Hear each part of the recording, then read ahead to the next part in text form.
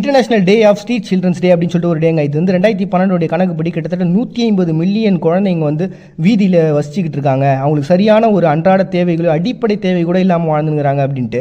நல்லா யோசிச்சு பாருங்களேன், நமக்கே எதனா ஒரு பிரச்சனைனா அதை தீர்க்கறதுக்கே முடியல, நம்ம சட்டத்தை நாட வேண்டியிருக்கு.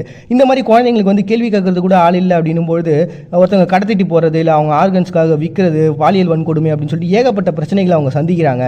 இந்த மாதிரி குழந்தைங்க வீதியில் இருக்கிறதுக்கு நிறைய காரணங்கள் இருக்குது. அதுலேயும் வன்முறை, குடும்பத்தில் ஏற்படக்கூடிய பிரச்சனை, மனநல பாதிப்பு, போதைப் பொருள் அப்படின்னு சொல்லிட்டு இந்த எல்லாத்தையும் தாண்டி இந்த குழந்தைங்களுடைய எதிர்காலத்தை நம்ம கவனிச்சா அப்படின்னு சொல்லிட்டு ஐக்கிய நாடுகள் சபையெல்லாம் ஒன்றா உட்காந்து பேசும்போது அதுக்காக ஒரு தினத்தை உருவாக்கலாம்னு சொல்லிட்டு தான் 2012 சர்வதேச அமைப்புகள் வந்து இதுக்கு ஆதரவு தெரிவிக்கிறதுக்காக 135 நாடுகள் ஒன்றா சேர்ந்தாங்க.